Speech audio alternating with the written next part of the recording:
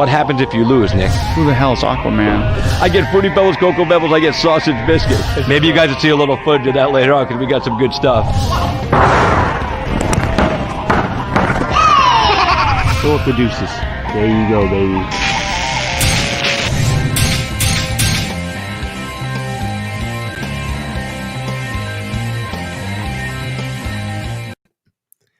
Hey, what's going on, boys and girls? Good evening, and welcome to this late night edition of Cage Side with Christopher James. Woo! What a weekend, man. Good stuff going on for you. Hope you guys jump in and join us for the show. We're going to have all kinds of good stuff to chat about tonight. Let me put up a little list on the bottom there. Cage Side Open MMA discussion. Woo! Yeah, we're going to talk about all kinds of stuff in the UFC. We're even going to touch in on Bare Knuckle Fighting Championships show this Friday night in Miami. Friday the 13th in Miami. Yeah, it's a true story, man. I couldn't make that shit up. So but we're going to, excuse me, let me get that right there. I think that's about right. Yes, we're going to make sure we talk about that as well because they got a couple of huge fights on that card in Miami. Jim Allard versus Luis Palomino for the Bare Knuckle Fighting Championship and Police Gazette World Diamond 155-pound championship. That fight is taking place, as well as an interim championship fight between number one contender Reggie Barnett Jr. and Dat Gwynn. It was supposed to be Gwynn versus Bedford for the title. Bedford injured his back during training. That's how we ended up with the interim title fight. Noah Cutt is going to be making his official bare knuckle debut. Bunch of other good fights on that card. We'll pull that up for you shortly as well. But it's Sunday night, it's late night. I'm going to rant on a little bit about a few things because I am a little perturbed about some of the things that are going on today. So, I got to, run my mouth a little bit, and I'm going to because, it's my prerogative. And, but I do want to say last night we had a good card with the UFC. I enjoyed it. A lot of good fights, man. Glover Teixeira put on a show. Today Thiago Santos came out and said he wasn't there. He wasn't there in the fight last night and that the game plan didn't come together. I disagree with that. It sounds like an excuse to me. Yes, I know he was coming back from surgery and he had to do his thing, and kind of get acclimated again to being in the octagon. But I do not believe that he wasn't there. I do not believe that his game plan wasn't implemented. I believe that Glover Teixeira had a better game plan and was able to impose it on Thiago Santos rather than have Thiago Santos implement and impose his will on Glover. Plain and simple. If you watch the fight, and all three judges, by the way, round one was to Glover. Round two was a 10-8 to Glover. All three judges scored at 10-8, as did I. Glover dominated that round. And then in round three, it ended, but Glover finished the fight. So it's hard for me to accept the fact that Santos is saying that he wasn't there. He wasn't mentally there and all that. I think he was there. I think he just got outworked by a better fighter last night. Plain and simple. So, how do you and how do you prove, how do you prove that? Damn it. It just doesn't make any sense to me that you would say that. It's disrespectful to Glover as far as I'm concerned. Because Glover went out there and put on a show, 41 years old, and he lit it up last night, lit it up. So guys, if you're watching, please leave a comment. If you're watching on Facebook or on YouTube, I could see both comments. Leave a comment and chat, and maybe if you got an interesting take, I might even send you a link and have you jump in the show with me. If you are a fellow member of the media, come on, jump in with me. We'll have us a good time. Let's see. I'm just sharing this out to a few groups right now to, let people know we're live because, it's cool to do that. Let me see. And, that's enough. Sharing out to 6 or 7 groups. It's late, so if people jump in, they jump in. If they don't, they don't. But you guys that are watching, like I said, please jump in on the comments and, let's have a conversation. So, and I'm going to, just jump around on a few different things. I made some notes over here because I want to talk about a few things. I want to make sure I didn't miss them. So let's talk about, since we already brought up Glover, let's talk about last night. Glover Teixeira goes out there and wins a fight against the number one contender in Thiago Santos. There was number one next to his name when they walked out. He was the number one contender. Thiago Santos is now on a 5-fight winning streak inside the octagon.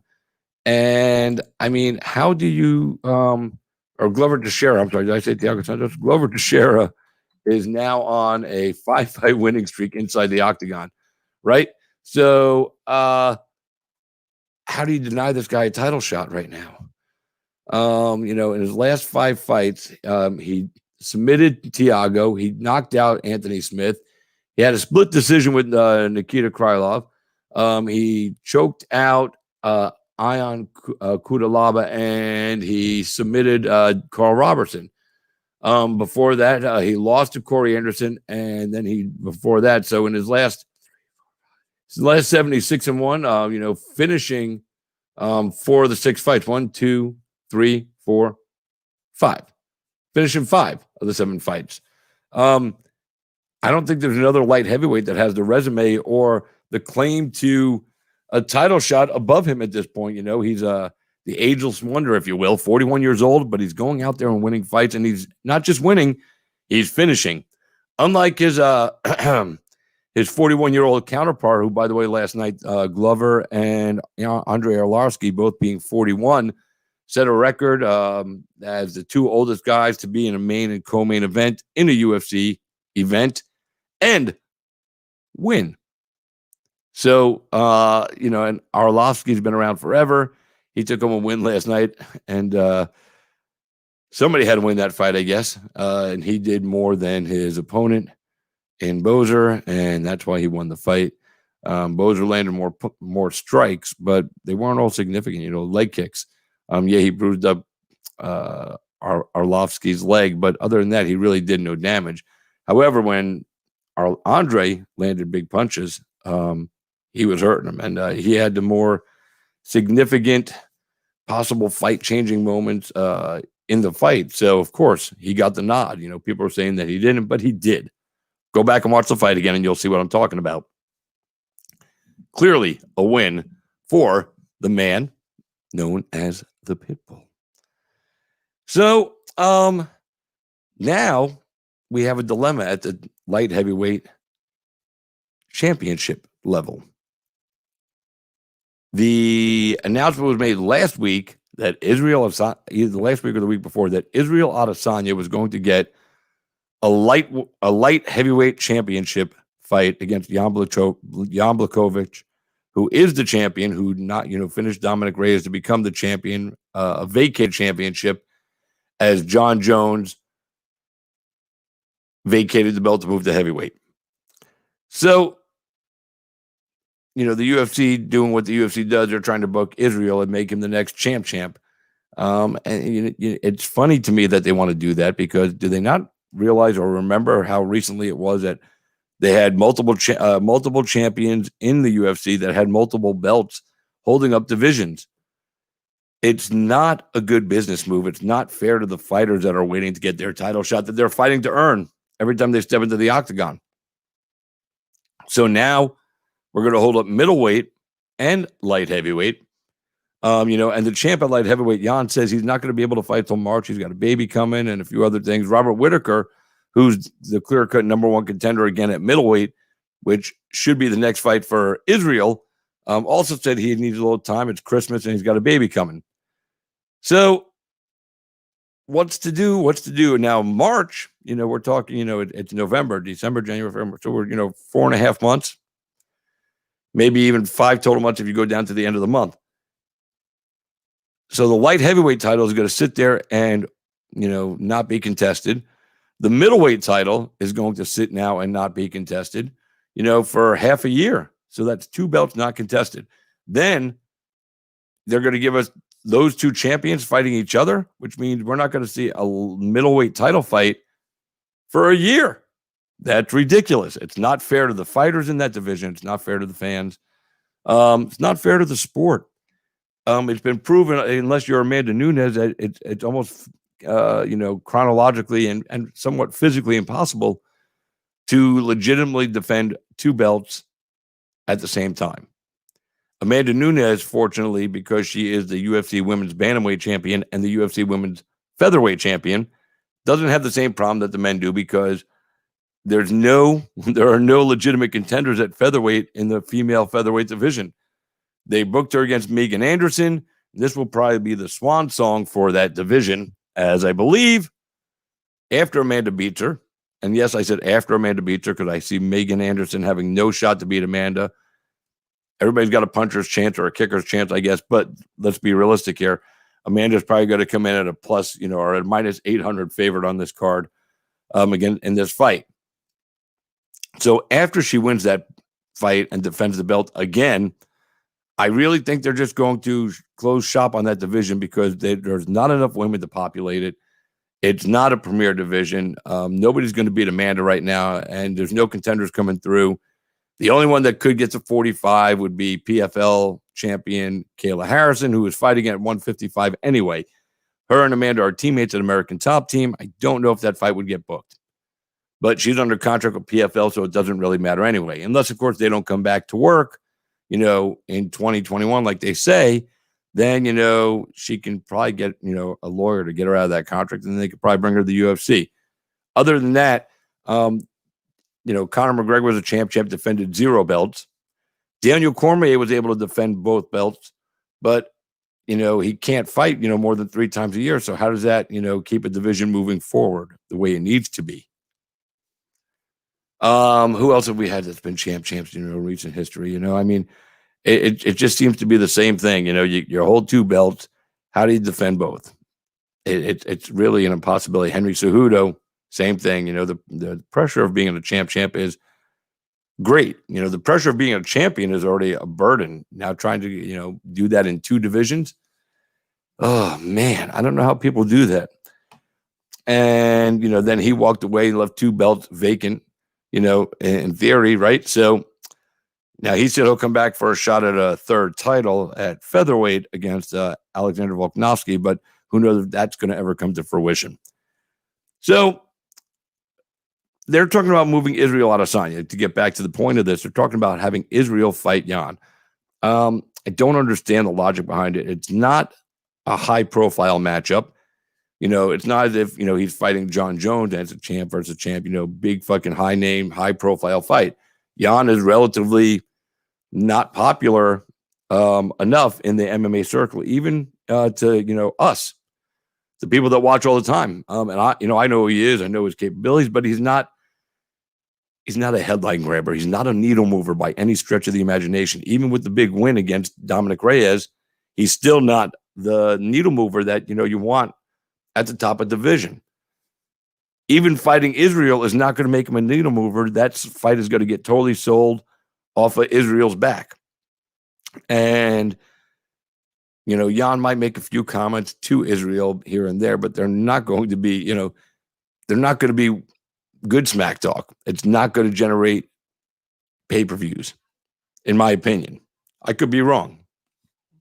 But based on his recent history and his comments in the media, I don't think I'm wrong. So, it's a shame that Darren Till had to pull out of his fight because if Darren Till was fighting and he wins, at middleweight against Jack Hermanson, Till versus Adesanya at middleweight is an attractive money-making fight. That fight will sell. These guys will talk the shit out of the fight. They will build it up. They will hype it. Unlike if Israel moves up to light heavyweight, the pressure will be on him to sell the fight. And, he'll be able to sell some, but he's not going to be able to, he needs a worthy contender on the other side of the table to, promote this dance, if you will. So I don't like the idea of them booking this fight. And especially now, Dana White said it last night. He goes, Glover gave me something to think about, and he's absolutely right. He deserves a title shot. Well, then just say he's getting the shot over Israel and let Israel go and defend against the winner of Kevin Holland and Jack Hermanson. Kevin Holland was calling him out last week after he got a win in the octagon. He's stepping up right now to take on Hermanson. And if he beats Hermanson, why not, man? If I can let the kid win the lottery, give him the shot. Adesanya obviously thinks he's levels above, so doesn't hurt. But Holland's one of those guys that will help sell a fight. Holland's got the mouth, he's got the gift of gab, and he delivers inside the octagon. I mean, who else is there at middleweight right now to, really, help move that needle? Let me see.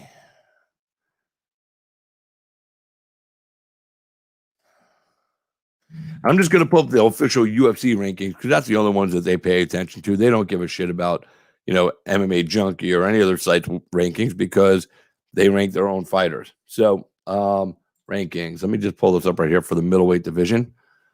So at middleweight, Whitaker, Costa, Jared Cannonier, who just got smoked by Whitaker.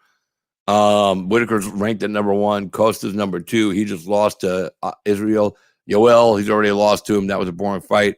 Cannonier, Hermanson, Yoel, and then Darren Till.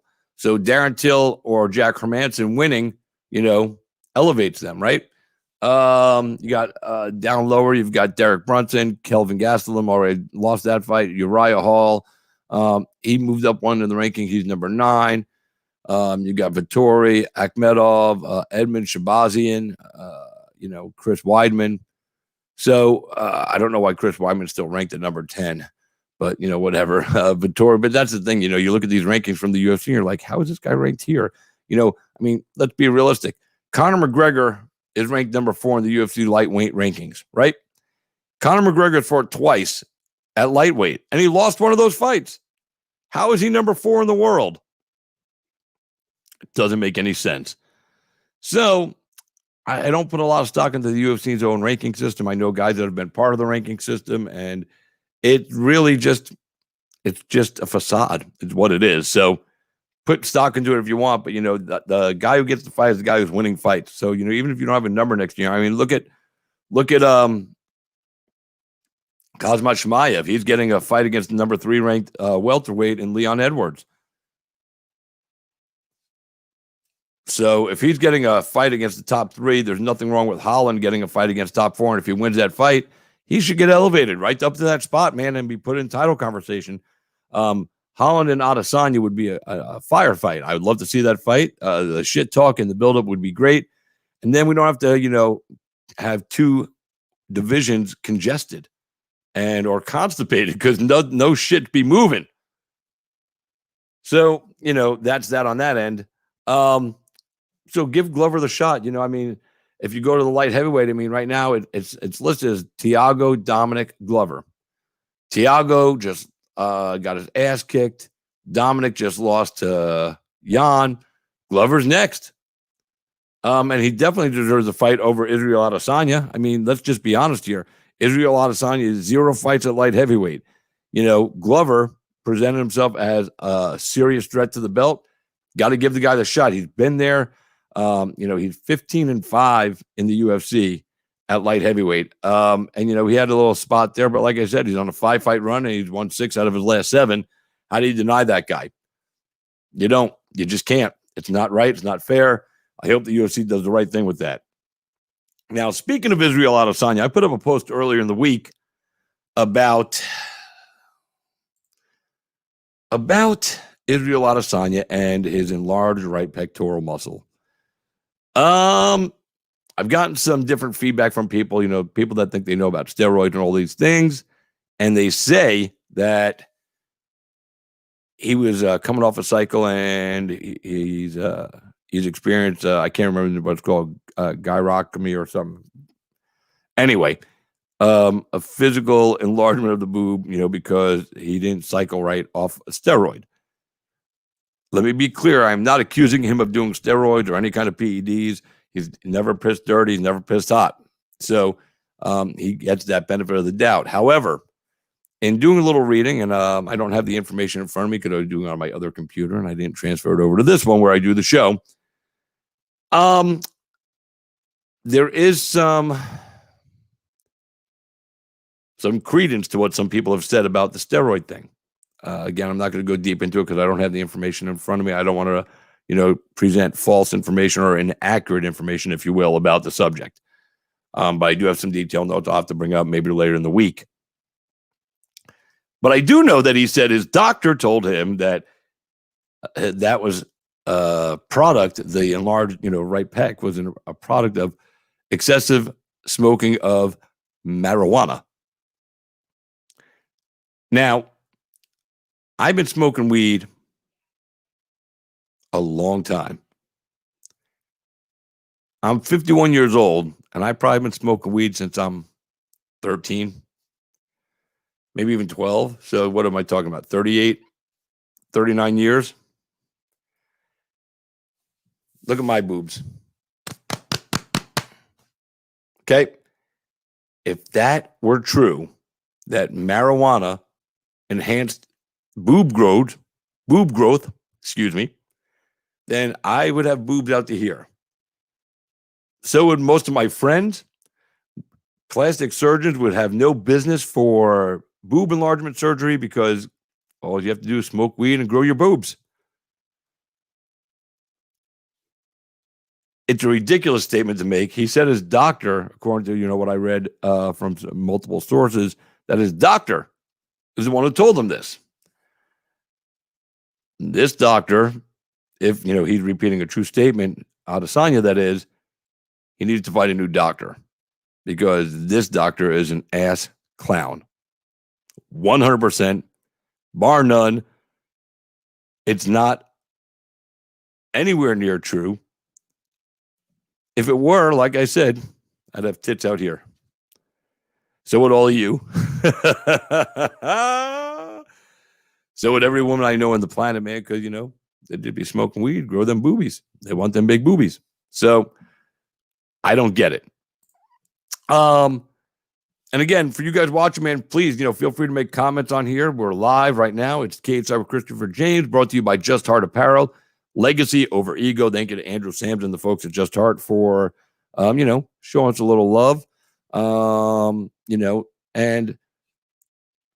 appreciate it. So like I said, so far we've covered Glover at the light heavyweight belt, Adesanya should stay at middleweight and fight, the winner of Hermanson and Holland. And, we're going to jump into bare knuckle. Check this out. Hi guys, I'm Bare Knuckle Fighting Championship heavyweight fighter Mark Godbeer, and you're watching Cage Side with Christopher James. That man right there, Mark Godbeer, just got here from England. He is now in the United States. He's in Atlanta training with Bare Knuckle Fighting Championship fighter, 165 fighter, Joe Elmore, the Hitman. Earlier in the week, Elmore and Marcel Stamps and who else was it? Joe Elmore.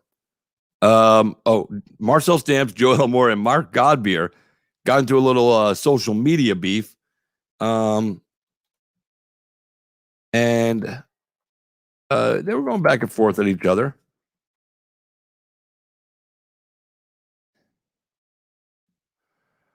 Let's see. Oh, wow. I just punched in my website name on a Google search, and it's funny because I'm seeing stuff like, one of my articles is in Pinterest. That's not even that's somebody else from 2012 that somebody that designed my old website. There's an article of mine that's been linked in a Reddit thing. Pretty funny. Google cites what our friends are saying about the science rankings.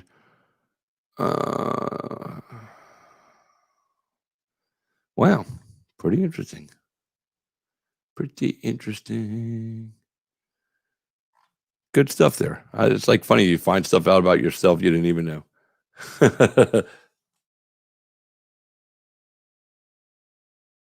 You just type this in here, kids. Move the keyboard closer. Anyway, so let me pull up this article. So I wrote a little article about it. Basically, I just put my little spin on what they were talking about and everything. But, it started out, they put up a post, GOAT Combat Agency, who represents Godbeer, put up a post, hey, we got a contract. Who do you guys want to see him fight? Marcel Stamps, who just fought for the heavyweight title against Joey Beltran, made a comment, Walt Harris, because Godbear and Harris fought in the UFC. And he put a big laughing face behind it. I'm sure he really didn't mean for any harm to come from it, but some did. And he brought it up because Harris lost that fight via DQ due to a illegal, nut shot. And then I guess, he also threw a head kick after the referee was trying to step in and stop it after the nut shot. But Walt Harris was clearly winning that fight. So, of course, his teammate, Marcel Stamps is going to, make a comment. Then Godbeer and him went back and forth about, Marcel saying his hands were broken and that's why, he couldn't fight against Beltran, and Mark Godbeer, said difference between cheating and quitting. Now get back in your box. You did your job. You filled my space. And they just, went back and forth and back and forth. We might end up with a fight with Joe Elmore moving up to 185 or something to take on Stamps, and Stamps and all three of these guys, Stamps, Elmore, and Beltran, or Stamps, Elmore, and Godbeer don't know what saying no to a fight is. These guys are prize fighters. They fight. And, any one of the three of them would fight any one of the other ones. It doesn't matter the weight class. These guys are those kind of fighters. They don't worry about the weight of their opponent on the scale. They worry about the size of the paycheck and go out there and do the work to get it. So it would be interesting to see, if Elmore and Stamps were put together. Don't know. Elmore wants to kind of fight for the 180 or 165 title, as he is ranked number one. I don't know if they're going to do a tournament there at Bare Knuckle Fighting Championship, but we shall see. But like I said, this weekend coming up, this Friday night coming up in Miami at the Intercontinental Hotel, it is Bare Knuckle Fighting Championship 14 on Friday, November 13th. Live on the BKTV app, which you can download at www.bktvapp.com. You can get it on your Android phone, your iPhone, Apple phone, whatever you call it, iPad. You can download on your smart TV through Roku and other streaming platforms. It's $3.99 a month. You get all the Bare Knuckle Fighting Championship content. You get all the Toe the Line Bare Knuckle content. You get other Bare Knuckle content from across the pond. There's going to be some other fighting styles are going to be brought there as well. This platform is set up to continue to help fans have access to some of the most exciting action on the planet Earth. And it's $3.99 a month. Use my code, Christopher, ROTH. Christopher, ROTH, and sign up. But it's Jim Allers and Luis Palomino for the 155-pound title. This fight is going to be awesome. I'm so glad that they were able to book this and put it in Miami, as that's where both of these men hail from. So they will sell out the arena. There'll be no doubt a bevy of fans from both camps, coming in to support their fighter. And then you got a solid co-main event, Reggie Barnett Jr. versus Dat Quinn for the interim 135-pound title, as Johnny Bedford heals from a back injury. And we wish Johnny the best in his recovery. I know he's been itching to fight for a long time, and they haven't put him on a card. I'm not really sure as to why, but they finally get him on a card and he gets an injury, and that sucks for all of us, because Johnny is, Johnny's a day one, like Reggie Barnett. Johnny's a day one OG with Bare Knuckle Fighting Championship from their first appearance in Wyoming. And he rode through the tournament at 135, and he came out on top and became the inaugural 135-pound champion with the Bare Knuckle belt and the Police Gazette belt. So that's what we're waiting for there with that one. There's a few other good fights on the card. I don't have the card listed out fully in front of me, but those are the main cards. Those are the big ticket of fights right there, and you definitely are not going to want to miss any of them, and you're not going to want to miss any of the action. Noah Cutter is going to be making his debut. Let me see if I can pull this card up here for you. Hang on a second, guys. I think I can. Yeah, because there are a few fights on here I do want to mention anyway. So, if everything loads, gosh, what's up with this man? So slow. In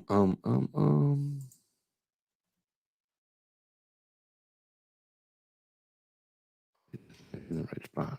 I'm searching in the right spot. There we go. Hey, sometimes it happens, type in the right spot. Guys, like I said, if you got any comments, you want to join the conversation, step in with me, y'all. Step on in and let's do this.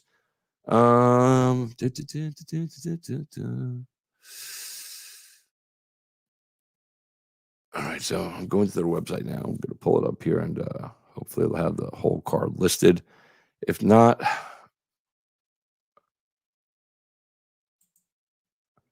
fight card. Bingo. All right, so I'm going to have to make this a little bit bigger here, it looks like. All right, so Allard versus Palomino in the main event. Gwynn versus Reggie Barnett. Then we have on the undercard, let's see. Let me make sure I get this big enough here. Jake Bostwick versus Tyler Vogel. Francesco Ricci versus Noah Cutter. That's going to be a hell of a fight. Yuli Diaz, man, a hard-hitting guy against Danelli Benedetto. That's another tough fight right there. I noticed that you guys don't know some of these names, but you will if you pay attention to BKFC and learn the fighters that are fighting there. Jared Grant against Christopher Johnson should be another one. Britton Hart makes a return to BKFC against Randy and Ekholm. Eddie Hoke versus Jeff Chiffins. Lorenzo Hunt, a big, mean, nasty, coming off a big knockout win in Daytona at BKFC 12, taking on Dustin Long. Alan R. Zeno taking on Fred Pierce. That's going to be a fucking fan favorite fight. And Kenman Evans, also who scored a big, huge knockout in his last appearance with BKFC in Daytona, takes on Cedric Johnson, who's a tough guy in his own right and a fun guy to be around. So it's going to be interesting to see how this all plays out. But the card is stacked. Lots of solid quality fights on there. David Feldman and Nate Shook and Dave Feldman are all working hard to continue to elevate this promotion. They also announced that Paige Van Zandt will make her long-awaited debut with the promotion in February, Super Bowl week here in Tampa, Florida. So they're going to try to capitalize on the Super Bowl crowd, although it's only going to be, 25 or 30% capacity. But, the big media is still going to show up in masses, and there's going to be all kinds of people in town anyway that even if they can't attend the game, there'll be Super Bowl parties everywhere, and people will come to town just to be at a Super Bowl party here in town. So it's going to be exciting, man, and I'm digging that. So just wanted to throw that out there. You guys are a little touching on BKFC. If you got any questions, like I said, you're watching Cage Side with Christopher James. We're doing a little open MMA and, BKFC discussion. So the other thing I wanted to talk to you guys about tonight is the UFC during the pandemic and prior to the pandemic. The UFC has a very aggressive schedule. They have, especially since they teamed up with ESPN and used them as their exclusive partner for all events, whether it's a regular event or a pay-per-view numbered event, everything goes through ESPN. Now, prior to the pandemic, the UFC was able to get 8 events in the books. During the pandemic, and that's basically taking off from, let me see. Let me pull this up here so when they stopped doing events, the last event was March 14th, and they missed all of April and pretty much all of May, up until May. So they were gone for 2 months, which is usually 8 events. They've clearly made up for time, as now they have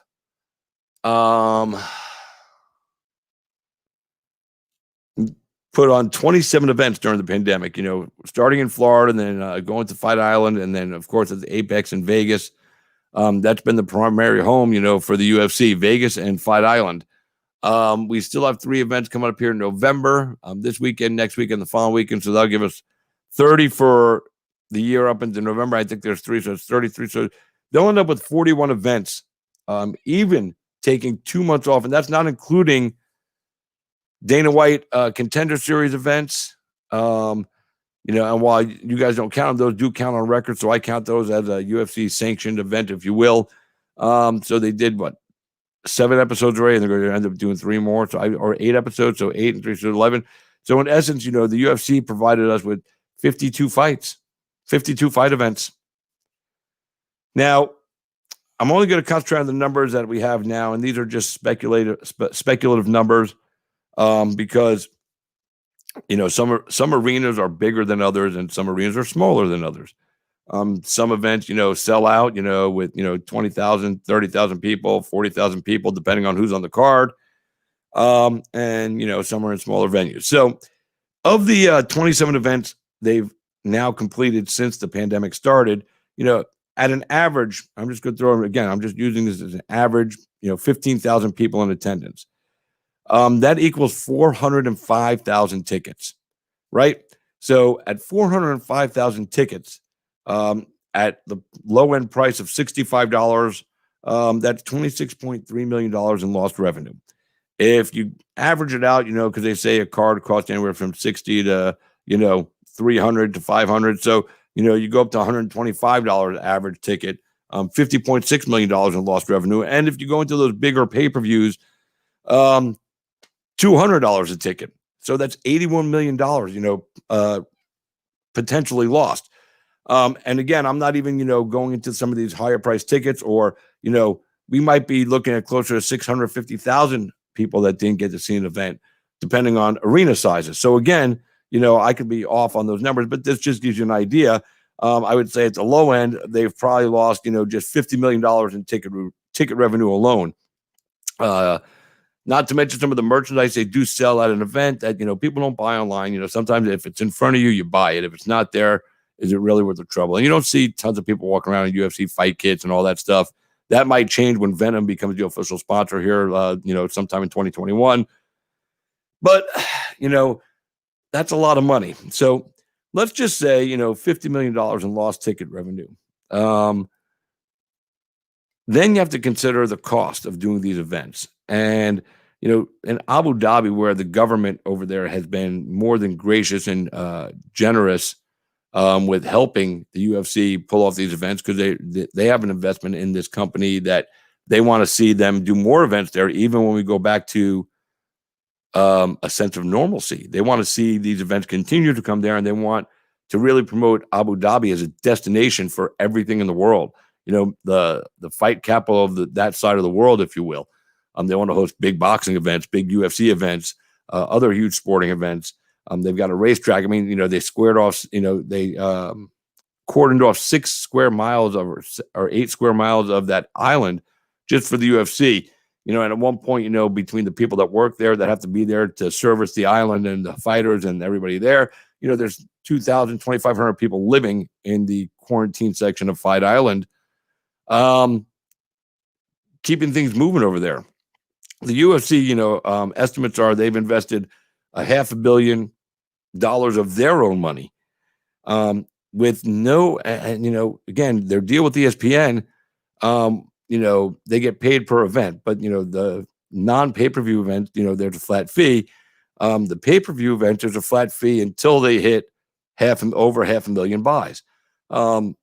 Excuse me, gassy. All those events have not done big pay-per-view numbers. Some of them, the UFC did not generate any extra revenue. So the UFC has put a lot of time, effort, money, and the logistics of making these events happen and keeping their fighters fighting and earning income. Even though the UFC is probably, I don't know the last time the UFC took a financial loss, and I don't know if they'll take a huge. Although they'll probably, the numbers, they might break even this year. They might take a loss. I would probably want to reach out to my man, Paul Gift.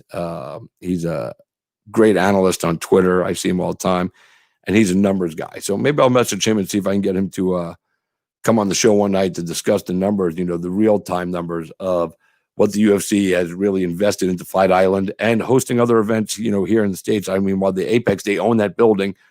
So there's no cost there, but, still got the commission. You got all the COVID testing. You have there's, flights and everything. All that doesn't change. But the venue cost goes down. They are now full, production studio. They are all enclosed. They can do everything from the Apex, so that's a plus of doing it there. But overseas, there's a lot of logistics to go in that to bring the whole shooting match over the water and set up in the desert in a virtual paradise. It's just gorgeous over there. The fighters love it. They get treated like kings and queens, better than they get treated anywhere else on the planet as professional athletes. So, fighters want to go to Fight Island, but there is a cost involved for the UFC. The cost of doing business for them during this, strange year we've been living through is going to be higher than the revenue generated, even with sponsorship deals and other things, and with the deferred cost, going to, the folks in the United Arab Emirates and Abu Dhabi that are investing into the UFC by, putting these things together and covering a lot of the financial costs, the UFC has still had a ginormous outlay without a big return. So it's something we should recognize and commend the UFC for doing, because they didn't have to. They wanted to. They were the first sport back, and they've set up a model of how to get back to work for a lot of businesses to follow. Other major sports, went to them when they saw them come back and asked them about, testing protocols and how to, do it and implement and quarantine your athletes and quarantine the media that are going to be in attendance and all kinds of other stuff.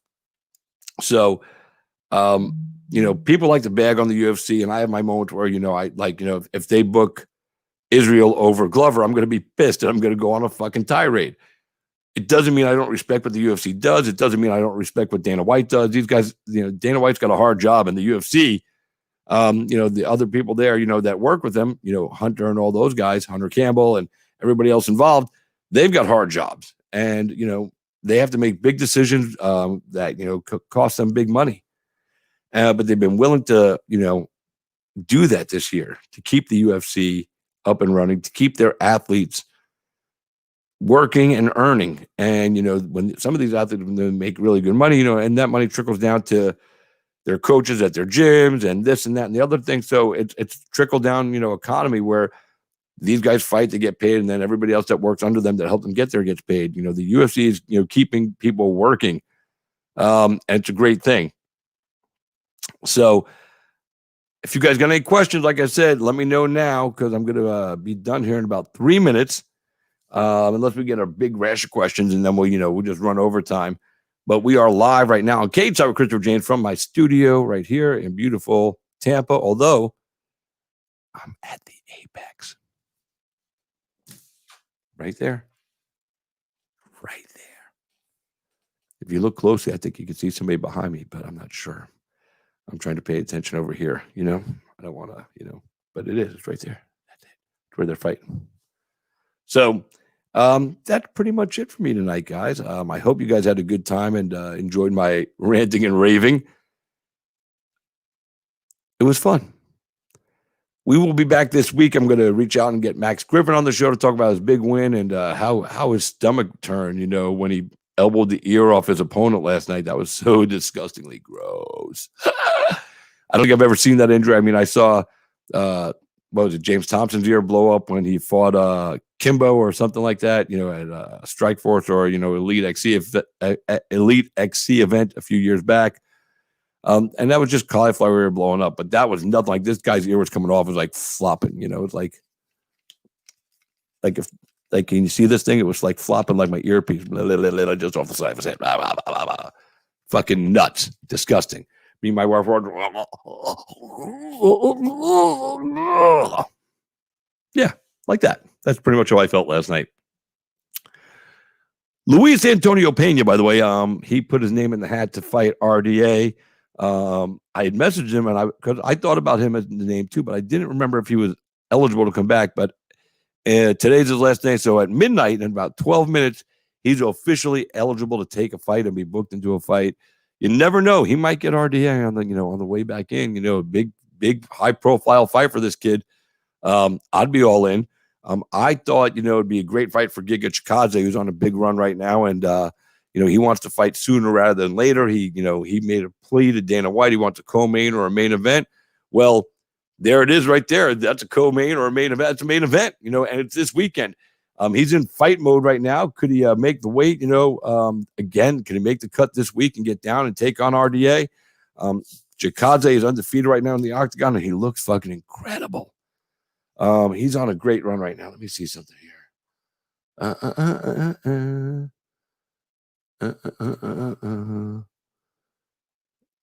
Where is athletes? Bear with me, guys. I just want to bring up no,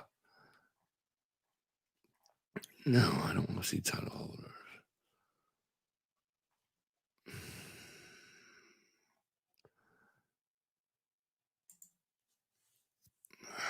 All right, so, man.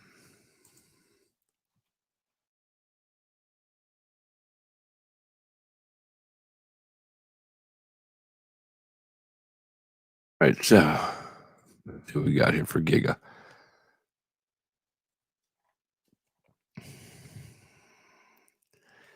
He's on a 5-fight win streak right now. Let's see. So last night, knockout, earlier fight this year in October, decision, Rivera. He finished Rivera. And this was all this year. He decisioned Brandon Michael Davis. He beat Emmers. Like I said, he beat Rivera. So he's on a 5-fight run, give it to him, 5-fight win streak, 6 wins by knockout, 1 win by submission, inside the octagon. I think he's ready to roll. Give him a shot, fuck it. He's ready to roll. He wants that big fight, wants a high profile name. Well, there's a high profile name that used to hold the gold.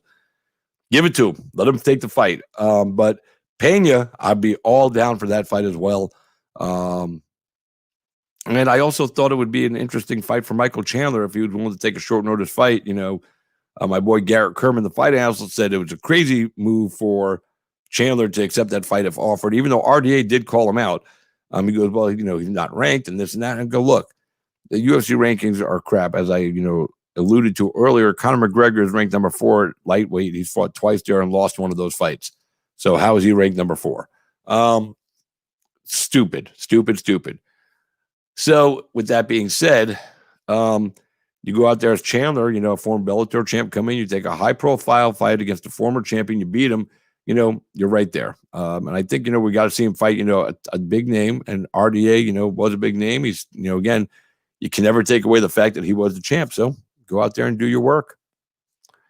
I wouldn't mind seeing it. If you guys are watching, just tuning in right now, it's Cage Side with Christopher James. I am getting ready to wrap up. However, if you're just jumping in and you got some comments about any of these topics, Glover Teixeira getting his title shot, Adesanya getting a title shot at 205 when there's work to be done at middleweight, and his boob that he said got bigger because of weed. Shut the fuck up, Israel. But if you want to comment on those, feel free. If you got some commentary on Bare Knuckle Fighting Championship, jump in. We got a big event this weekend. If you want to talk about the UFC during the pandemic, as I said, they've done 35 events this year. 27 of them took place during the pandemic. And they had 2 months off. So think about how hard they've been working, how many events. And it's been a nonstop machine for them since they came back in May. And it looks like we're going to end up with, 41 events from the UFC total, I believe, for the year, plus the Dana White Contender Series, which goes 10. So basically, 51 events in a 52-week calendar year that the UFC took 2 months off forcibly because of COVID. Plus, there was a couple of weeks where they didn't have events. So, there was a couple of weeks where they did multiple fight events in 1 week. Yeah, I know. I mean, there was a couple of runs where they did 3 fights in 10 days to try to keep the fighters working and keep us entertained and take our mind off the craziness that is the world we live in today. So, if you guys got any question on all of those, feel free to drop them in right now. Chandler fighting RDA possibility. What do you guys think of that? And I'll give you guys a minute to jump in. Once again, I'd like to thank my sponsor, Just Heart Apparel, Legacy over Ego. Good guys over there, Andrew Sams. Thanks for the support, my friend. I appreciate it.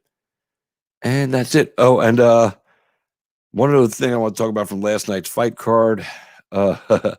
The fight that won Fight of the Night, Barcelos versus Taha, should not have been Fight of the Night. It should have been Glover and Santos should have been Fight of the Night. The fight that they gave Fight of the Night to was a one-sided affair by Barcelos. He won every round, and he doubled up his opponent in every number and every round. I don't see how people say that was Fight of the Night when one guy completely, in the second round, he outdid his opponent 4-1 with the striking. He won the takedown battle all through the fight. I mean, everything. There was no doubt. I mean, it was a 30-27. A 30-27 signifies to me, and then you go and look at the numbers, exactly what my eyes saw, that was not Fight of the Night. Glover and Santos was fight of the night. They both had huge moments in the fight, and Glover won the fight. But he was rocked. He was getting fucking railed, but he withstood, back and forth, back and forth, back and forth. Each guy had huge moments. There was only huge moments for Barcelos last night in that fight against Taha. But I don't give out the checks, so whatever. All right, kids. Well, anyway, we're going to jump on out of here. Thanks for hanging out, watching, and we will talk again soon. As always, thank you for letting me be a part of your life today and for you guys being a part of mine. For that, I'm always going to be grateful and will never truly be able to put into words what that means to me inside. I am happy to be here with you guys. I love doing this with you. We will see you next time, boys and girls, here on Cage Side with Christopher James. I'll be posting up an update tomorrow as to when our next show will take place. But until then, I am Christopher James. You folks have been Cage Side. Good night, everybody.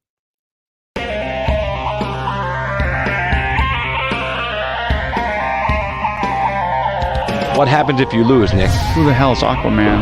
I get Fruity Pebbles, Cocoa Pebbles, I get sausage biscuits. Maybe you guys will see a little footage of that later on because we got some good stuff. Go with the deuces. There you go, baby.